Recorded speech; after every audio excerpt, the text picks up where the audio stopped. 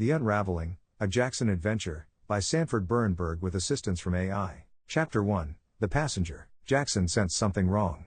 It was a whisper in his gut, a cold, familiar knot that hadn't loosened since his Special Forces days. It wasn't anything obvious, nothing a regular passenger would ever notice. It was the way the Star Cruiser, the Galactic Serenity, changed course, a subtle jolt in the inertial dampeners that was just a shade too dramatic for a simple trajectory correction. It was the stewards, their smiles a practiced mask over a newfound, almost imperceptible sense of urgency. With 12 seats across and 3 rows ahead of him, Jackson scanned the compartment, his face a placid mask of indifference. He was a mountain of a man, 6'5" and nearly 300 pounds of densely packed muscle, but he moved with the unsettling grace of a hunting cat. He was a force of nature, lean, athletic, and flexible, and his entire being was a coiled spring of readiness. He did not like it. Being seat-belted into a comfortable chair before something happened was a fast-track ticket to being a statistic. Jackson opened his seat restraints and made his way to the back of the compartment. He knew of the restrooms and the storage compartment behind them. Moving his formidable girth with a quick, fluid motion, he stopped idly by the 4 restrooms. It would seem normal to line up for a bathroom break. Waiting a moment, he watched the slightly heightened activity of the crew. He saw a flicker of genuine fear on the face of a younger steward who was approaching his area. "Sir, you need to take your seat now," the steward said, the command in his voice wavering slightly. Feigning a full bladder, Jackson pointed hurriedly at one of the occupied restrooms. In the same motion, his large hand brushed past the steward, and with a practiced flick of the wrist honed by years of covert operations, he palmed the man's comm badge. The device contained the necessary transponders to open secure doors. Jackson knew something was seriously wrong when the steward shrugged in frustration, nodded as if defeated, and quickly walked away, not realizing that 2 of the restrooms were currently vacant. He hadn't questioned the lack of queue, nor had he called for help. Once alone, the big man pressed the button which opened the restroom door while simultaneously passing the stolen badge over the storage room door's sensor. Both doors opened in unison, and Jackson slipped into the storage room, closing the door quickly behind him. Scanning the room for tools, he found a few common items: a spare belt, a writing implement, a cigar lighter, and a large cloak on a coat rack. He quickly grabbed the items. The floor shifted under his boots as if the ship was maneuvering faster than their inertial control systems could compensate. He moved to a corner adjacent to the entryway, hunkered down, and covered himself with the cloak, melting into the shadows. He waited. It didn't take long. The ship shuddered violently, and power flickered as if something immense had latched onto the hull. Muffled screams and shrieks from the main compartment echoed through the bulkhead.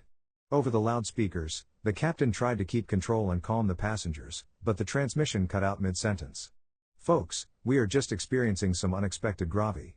The door to the storage room took a solid hit, a clear sign of a major pressure change in the main compartment. Jackson braced himself against a wall-mounted co-track, his body a tight spring of controlled power. Screams in the compartment died down with the barking of orders from strange, alien voices. The ship was being boarded. Then, with a muffled explosion, possibly a weapon strike to the ship's engines, the whole compartment shuddered and the lights went out. The life support cut out at the same time. Silence. And then, a loud thumping as the gravity controls went offline. Items in the storage compartment started floating. Jackson steeled himself against the co-track as he heard what sounded like magnetic boots making their way toward the back of the compartment. With the power off, he reasoned, the boarding party would be using some form of night vision equipment. He quickly pulled out the cigar lighter and prepared to move. He heard the steps stop just outside the door, followed by a mechanical sound of something forcing the doors to the main compartment open. He bided his time, poised for action. The doors relented and opened, followed by the continuation of steps into the compartment. Jackson lunged blindly at the sound, lighting the cigar lighter mid-leap. The stunned soldier flinched, momentarily blinded by the sudden flare of light. He never saw the combination of Jackson's right hook and a brutal kick to the head that sent him crashing to the floor. Jackson quickly removed the soldier's helmet and smashed it onto the back of the soldier's skull before putting it on himself. He then removed the soldier's boots and sighed in relief, they fit perfectly over his own footwear.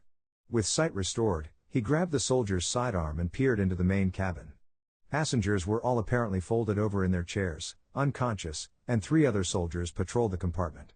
With split-second reflexes, Jackson aimed the pistol at the weak points of the soldier's armor and fired 3 shots, dropping each of them where they stood. Screams rang out again from the passengers who were just beginning to recover. The chaos almost masked the sound of more approaching soldiers from the boarding party. Jackson quickly ran and grabbed the fallen warrior's weapons, weaving through the growing chaos. Coming to the front of the compartment, he stood to the side of the doorway, his back pressed up against the bulkhead. He heard motion coming his way, two more soldiers. He waited for the first of the two to come rushing in. He let the first pass, then swung behind the second, grabbing his helmet and ripping it to the left with a sickening snap and a gasp from within. The magnetic boots kept him in place, otherwise, he would have floated away in the zero-G environment. The first soldier turned around just in time to see his fellow soldier sway lifelessly and slowly toward the floor. The second thing he saw was a pistol trained at his head by what appeared to be a hulking man wearing their team's boots and helmet. Jackson smiled. This was getting interesting. A month later. The annoying buzzing jolted Jackson from his sleep. He had been sleeping so deeply, so comfortably, in a bed that felt like a cloud. Nothing like his normal bivouacs and makeshift shelters. Turning over to hide from the mechanical whine, he smiled as the luxurious comforter caressed him. Better than the brambles and twigs, he thought, recalling the memories of his scouting youth. The ultra-comfortable bed with its 1,000 thread count sheets continued to cradle him as the whining noise increased. He frowned with resignation, knowing the sound would not end without his intervention, and yet, he wanted to keep enjoying the stolen moment of rest. He glared at the small illuminated box across the room, willing it to cease. Suddenly, with apparent sleight of hand, a throwing knife appeared in Jackson's right hand. With a flick of his wrist, it shot into the offending hotel alarm clock. With a clack and a light sizzle, the sound muted, and the light faded. He smiled and rolled over, as if to fall back into the pampered sleep he enjoyed until a gnawing thought entered his mind. Crap, he said, sitting up and looking at the destroyed clock with a dagger sticking out between the once illuminated 6 and 0. One less hotel to let me come back, he thought to himself as he scanned the room and collected his thoughts.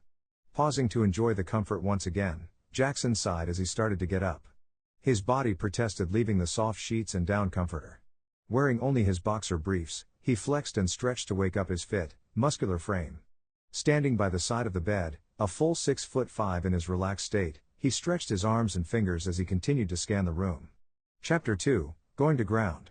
The emergency pod's descent was a violent shudder through Jackson's bones, a symphony of screeching metal and rattling bolts. He was curled into a ball in the cramped, utilitarian cabin, the stolen black box and encrypted data chip clutched against his chest like a lifeline. Through the tiny viewport, the swirling chaos of the planet's atmosphere became a fiery orange-red blur. He hit the atmospheric brakes, the G-forces threatening to tear him apart, and then, with a final, jarring lurch, the pod's landing struts hit solid ground. The world outside was a patchwork of dense, emerald forests and shimmering silver cities under a sky of 2 violet suns. He had landed on Viridia Prime, a bustling colonial hub, and now he had to disappear. Leaving the pod behind, he moved like a ghost, his senses honed by years of training. He swapped his scorched clothes for a civilian synth jacket from a supply container, altered his stride, and adopted a different posture. He was no longer a soldier. He was just another face in the crowd. Using a fabricated cred stick and a low-level datapad he picked up from a black market vendor, he melted into the city's sprawl. He found a temporary lodging, a small, nondescript room in the shadow of a neon-drenched hyperrail station, and began to analyze his situation. The black box was a dead end, its data was wiped clean. It was the other chip that intrigued him, the one from the boarding party leader. Why had a group of highly trained operatives been so focused on retrieving a data chip instead of securing the ship? The Star Cruiser wasn't the target, Jackson now understood. Something, or someone, on the cruiser was. His fragile anonymity shattered with a single, jarring news broadcast on the room's communal holoscreen. A somber anchor's face appeared, and beside it, Jackson's own image, digitally aged and enhanced. Galactic Security has identified the perpetrator behind the destruction of the luxury Star Cruiser, the Stargazer, the anchor's voice intoned. The screen listed the charges: terrorism, mass murder, and theft of corporate property. The name listed was his, Jackson Jax Thorne. The photo was a perfect match to his falsified credentials. He was a wanted man, framed for an incident he had barely survived. He was a pawn, a convenient scapegoat for an entity he couldn't name, and the realization hit him with the force of a physical blow. He was in a game he didn't understand, and his very existence was the central piece. After a week of hiding, he tried to live a normal life. He secured a menial data entry job at a corporate building, hoping to blend in. The work was mindless and tedious, a stark contrast to the life he had known. But the piece was an illusion. His datapad buzzed with a message from an unknown sender. The new job offer was a setup. The message detailed the exact route he had taken to the building, the coffee he had ordered that morning, and a cryptic warning: the job is an escape. Take it. The message ended with a single coordinate. Jackson stared at the glowing text, his heart a hammer against his ribs. They knew where he was. They had been watching him all along. He had walked right into their trap. He had to decide now: run, or face the conspirators and finally find out what this was all about. Chapter 3: Searching for Answers. Jackson's mind, once a chaos of fear and desperation, settled into the cold, calculated calm of a trained operative. The message was a direct challenge, and he wouldn't run from it. He wasn't a pawn to be sacrificed, he was a player to be reckoned with. The coordinates provided were to a desolate sector on the edge of the city, a place where the twin violet suns cast long shadows over abandoned warehouses and forgotten industrial complexes. It was the perfect stage for a trap, but also for an ambush. He would arrive on his own terms. His first priority was the encrypted data chip. He knew the format: a high-security OmniCorp prototype that would resist any conventional cracking software. It would take a specialist, someone with a deep understanding of corporate encryption and the political courage to defy a galactic-scale conspiracy. He thought of Elias Vance, a former intelligence tech who had been drummed out of the service for whistleblowing on a minor corruption scandal. He was a recluse, paranoid and brilliant in equal measure, living off-grid but with access to the kind of information and tools Jackson desperately needed. It was a long shot, but Elias was his only hope. Using a burner datapad and a series of complex, untraceable proxies, Jackson began the painstaking process of tracking Elias down. He bypassed firewalls, navigated through forgotten data streams, and followed digital breadcrumbs that only a seasoned operative could recognize. He couldn't risk a direct message; any sign of him would be a homing beacon for OmniCorp. Instead, he left a trail of innocuous, coded messages in the sublevel of the Galactic Data Network, a series of references to old military operations that only Elias would understand. Each message was a tiny piece of a puzzle, a breadcrumb trail leading to a dead drop where Jackson planned to leave the data chip. He moved from the neon-drenched cityscape to the grimy underbelly of Viridia Prime. The city was a sprawling hive of illicit activity and shadow markets, and Jackson, in his element, was a predator in the wilderness. He used his scouting skills, silently tracking his own path to ensure he wasn't followed. He blended with the shadows, moved through the crowds, and became one with the city's rhythm. He was no longer a victim, he was a ghost, a hunter on the trail of a truth that could bring a corporation to its knees. As he approached the designated dead drop, a forgotten locker at a forgotten hyperrail hub, he felt a flicker of hope. He was alone, but for the first time since the incident, he had a plan. He was no longer running. He was fighting back. Chapter 4: Meeting Allies. The coordinates led to a defunct sector of Viridia Prime, a forgotten part of the city swallowed by rust and decay. The air was thick with the smell of stale synth oil and the metallic tang of urban rot.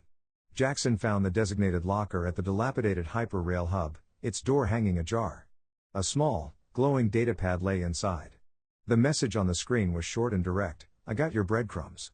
Let's talk." Below the text was a single, flickering address. It was a digital ghost, designed to self-destruct after one viewing. Jackson's instinct screamed at him to run, but his need for answers was a stronger impulse. He followed the digital breadcrumb trail to a residential block that looked like it had been lifted from another century. The buildings were ancient, concrete monoliths with narrow, grated windows. The address led him to a small apartment on the 10th floor. The door hissed open before he could even knock. A gaunt man with wild, silver hair and a nervous twitch stood in the doorway, his eyes darting from side to side. This was Elias Vance. He looked nothing like the grizzled intelligence tech Jackson remembered, but the flicker of brilliance in his eyes was unmistakable. "You're either very brave or very stupid," Elias said, his voice a dry rasp. "They'll be looking for me now that you've made contact. You're a beacon." Jackson stepped inside, the door sliding shut behind him. The apartment was a cavern of holographic displays, humming servers, and tangled wires. It smelled of ozone and stale coffee. Elias gestured to a worn chair and sat down at his central console, the stolen data chip already plugged into a custom-built interface. "This is a high-security encryption protocol," Elias said, his fingers dancing across a keyboard. "OmniCorp's latest. I'm impressed you got it." "I got it because the man holding it didn't need it anymore," Jackson replied, his voice low. He was one of the men who attacked the Stargazer. "I need to know what's on it, Elias. I need to know why I'm a wanted man for something I didn't do." Elias stopped typing and looked at Jackson, a flash of genuine curiosity in his eyes. He saw the truth in Jackson's weary gaze. Elias's life had been one of running from the truth, but his conscience had never let him escape it entirely. He nodded slowly, a silent agreement passing between them. He wouldn't be running anymore. He would be fighting. The holographic displays on the console flickered to life, showing lines of code cascading down the screen. Elias began to work, a master at his craft, his hands moving with the grace of a virtuoso. He was Jackson's primary link to the outside world, a ghost in the machine who could see what was hidden. Jackson, in turn, was his eyes and ears in the real world. A new partnership was formed, two fugitives united by a single purpose, to uncover the truth hidden within the stolen data. It was a race against time, with OmniCorp closing in on them from all sides. Chapter 5, The Unveiling. The next 48 hours passed in a blur of holographic schematics, cascading lines of code, and nervous energy.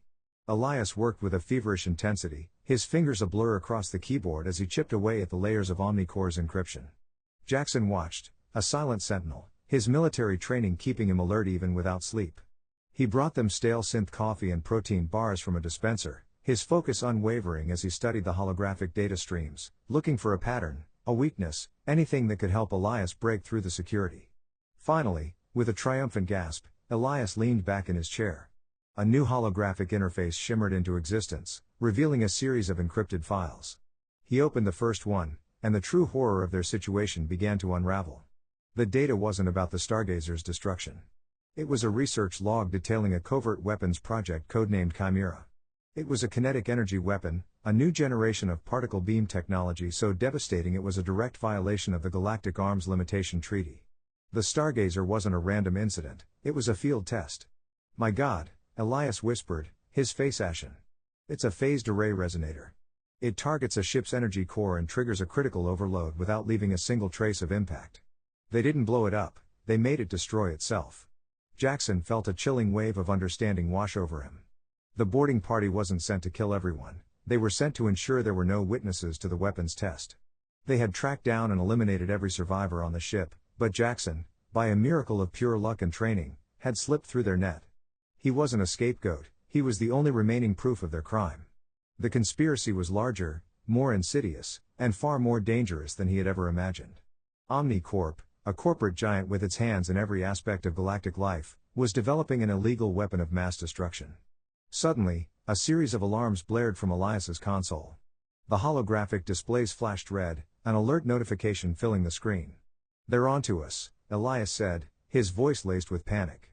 The data chip wasn't just a storage device, it was a tracking beacon.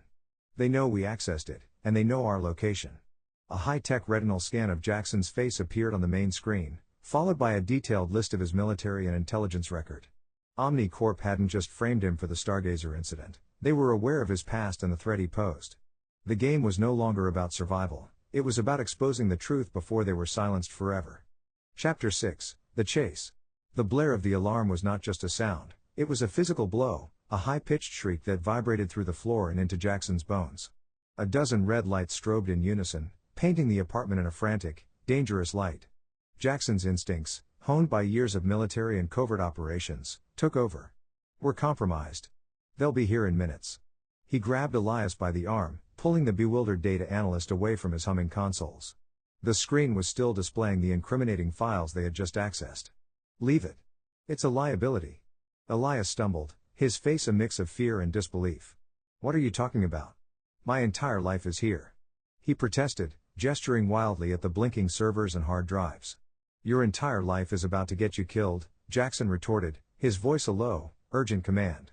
He didn't wait for a response, yanking Elias toward a service hatch hidden behind a makeshift hydroponics array, the scent of fresh basil and cilantro a cruel irony in their frantic escape.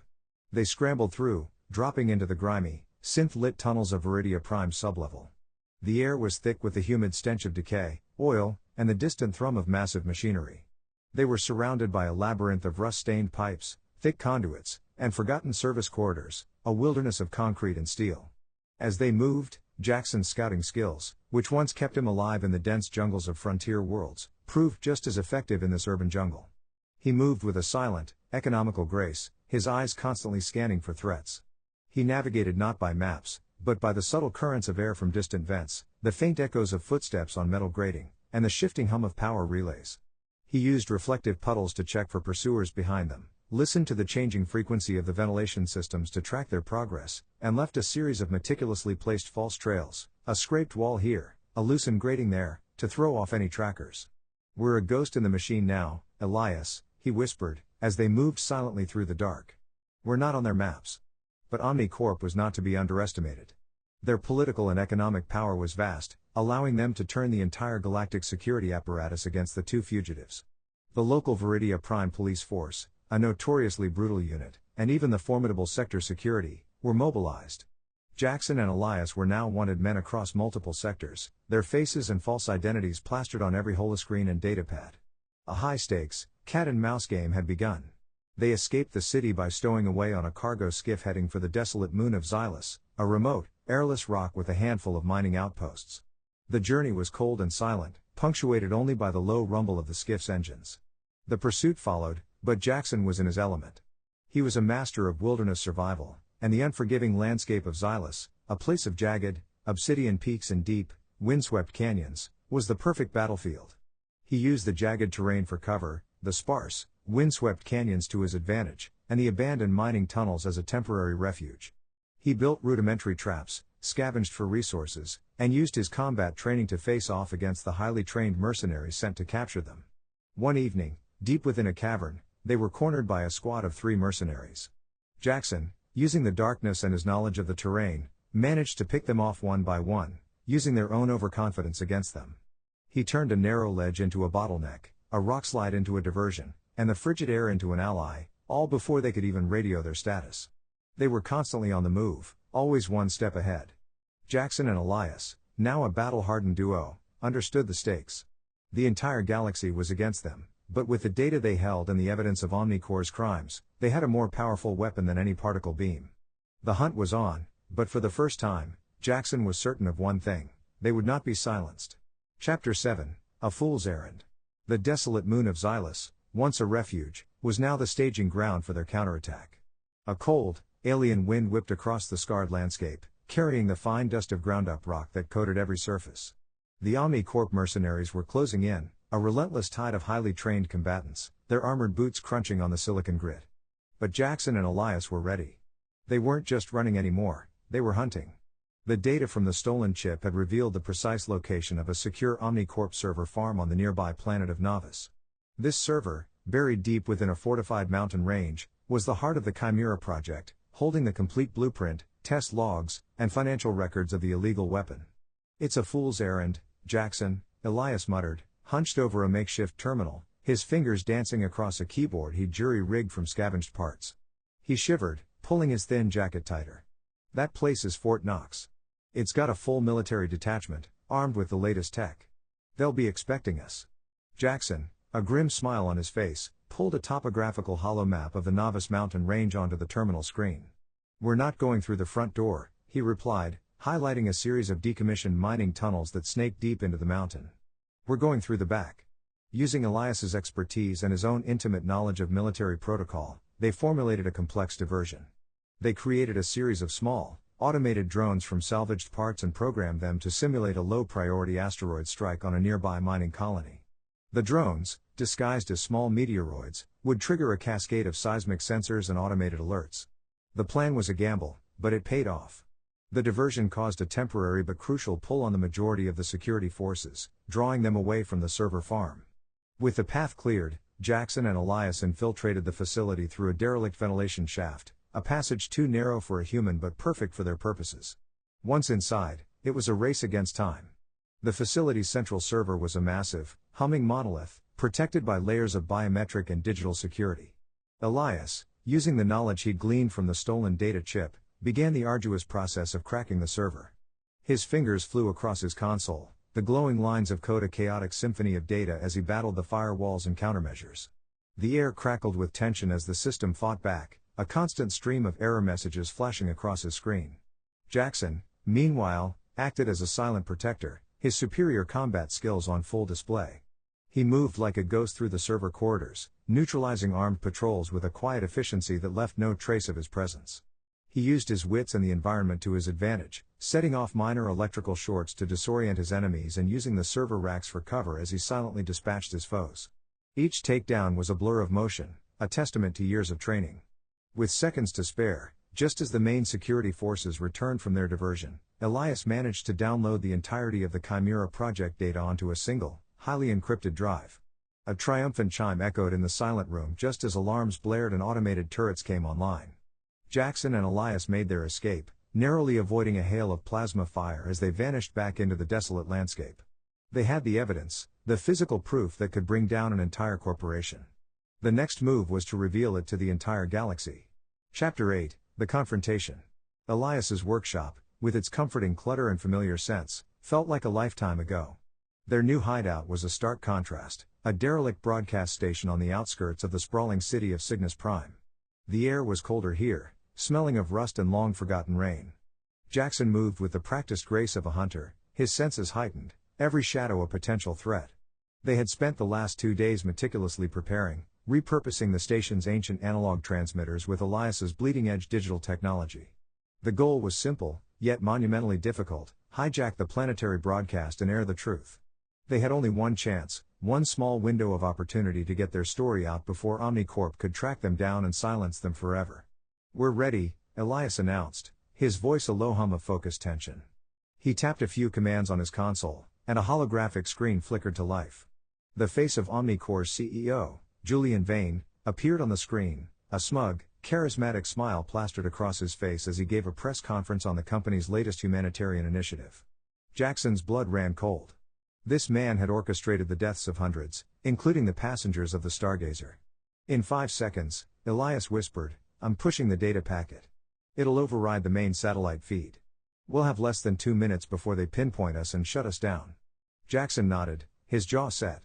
He gripped the encrypted data chip, the one he had pulled from the boarding party leader's body, and placed it on a secure terminal. This was it. The culmination of everything he had fought for, everything he had lost. As the timer counted down, he stepped into the light of the holographic projector, the cold lens of the repurposed camera a silent, unblinking eye. He wasn't a spy or a soldier anymore. He was a witness. He took a deep breath. "My name is Jackson." His voice, transmitted across the entire planet, was steady and clear. He spoke with a quiet authority, a stark contrast to Vane's polished rhetoric. He recounted the events of the Stargazer, detailing the horrifying truth with cold, hard facts. As he spoke, Elias projected the data from the chip onto the screen behind him: holographic schematics of the Chimera weapon, internal research logs detailing its test on the Stargazer, and even a chilling, redacted video of the incident itself, showing the ship's energy core buckling inward. The proof was irrefutable. On the hijack screen, Julian Vane's charismatic smile froze, replaced by an expression of pure, unadulterated rage. An alarm blared, a raw, piercing sound that cut through the silence of the broadcast station. Elias's console lit up with a flood of hostile data packets and encrypted firewalls. "They're here," Elias said, his voice a panicked whisper. "And they're not sending a cleanup crew this time." Chapter 9, The Climax.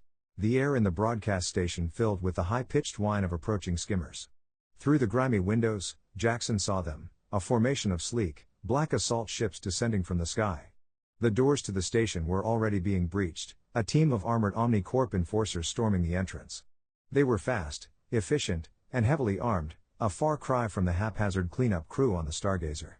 This was Omnicorp's A-team, and they had one objective: to silence the broadcast and eliminate the 2 fugitives. Elias stared at his console, his face a mask of terror. "They're already past the outer defenses. I can't stop them." "You don't have to," Jackson said, his voice a low growl. "Just keep that broadcast running." He grabbed a discarded power cable and a heavy metal conduit, his mind already working through the station's layout. The room was a maze of rusted equipment, tangled wires, and old machinery, not a place for a frontal assault. He was going to use it against them. He climbed into the shadows of the ventilation system, his movements silent and precise. As the first enforcers entered the main room, their guns sweeping the area, Jackson dropped down behind them, a ghost in the machine.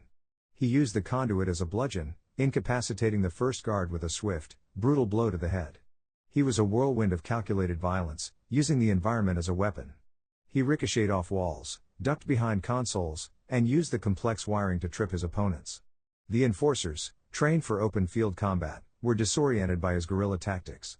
They fired wildly, their plasma shots leaving searing scorch marks on the walls, their bullets ricocheting off the old equipment. Jackson was always one step ahead, using their superior numbers and firepower against them. A holographic screen flickered to life, showing the final seconds of the broadcast. Julian Vane, on the hijack channel, was screaming orders into his comms. He was a cornered animal, and Jackson was about to spring the trap. As the last of the enforcers fell, Jackson moved to the control panel, his hands working quickly to secure the evidence. He had done it. He had exposed OmniCorp. But the fight wasn't over. One final enforcer, a hulking brute in heavy armor, burst into the room. This wasn't a soldier, this was a juggernaut, a walking tank designed to end a fight with brute force. Jackson didn't flinch. He just smiled grimly. This was his last stand, a final demonstration of everything he was. Chapter 10, The Resolution. The final enforcer, the juggernaut, charged with a guttural roar, his heavy armor thundering against the metal floor. Jackson, instead of meeting the brute head-on, used his environment to his advantage. He ducked under a heavy-duty power conduit, pulling the loose cable taut. The enforcer, his focus a blur of rage and single-minded aggression, tripped over the wire and stumbled. It was all the opening Jackson needed. He scrambled up the hulking man's back, his hands a blur of practiced motion as he dismantled the power supply on the armor's helmet. With a hiss of venting air, the helmet went dark. The man, blinded and disoriented, thrashed wildly, but Jackson held on, and with one final, precise strike, he plunged a sharp piece of jagged metal into a vulnerable joint in the armor's neck. The brute fell, a heap of useless metal and unconscious flesh. Jackson leaned against a console, breathing heavily, the adrenaline fading to a cold, bone-deep exhaustion. The station was silent now, save for the hum of Elias's servers. He looked at the main holographic screen. Julian Vane's face was gone, replaced by a live news anchor, her voice filled with a mixture of shock and disbelief. She was showing the evidence, the schematics, the data logs, the footage of the Stargazer's destruction. The truth was out. As Jackson watched, he saw OmniCorp's stock plummet, political leaders calling for investigations, and galactic security forces descending on OmniCorp's headquarters. The conspiracy, so meticulously built, was unraveling in real time. A quiet triumph settled over Jackson. It was over. But as the news anchor began to describe the anonymous hero who had exposed it all, Jackson knew his role was done. He was no public hero. His skills were born of a life in the shadows, and that was where they would remain most effective. He looked at Elias, who was still at his console, a tired smile on his face. "What will you do now?" Elias asked. Jackson shrugged. He had no plan, no home, and no name left to call his own. But he had a purpose. He had seen firsthand the depths of corporate greed and the dangers of unchecked power. He would not stand by while the innocent suffered. He was a survivor, a soldier, and a ghost. He would use his skills, not to run, but to hunt. He would become a shadow operator, a vigilante, a new kind of hero who worked in the dark to protect the light. He gathered his few possessions, his movements deliberate and calm. The broadcast station was no longer a hideout, it was a launch pad. He had done what he set out to do, and a new journey was about to begin. As he stepped out of the station and into the cool night air of Cygnus Prime, he knew that this was just the beginning of his new mission. The galaxy was a large and dangerous place, and there was always another conspiracy waiting to be unraveled.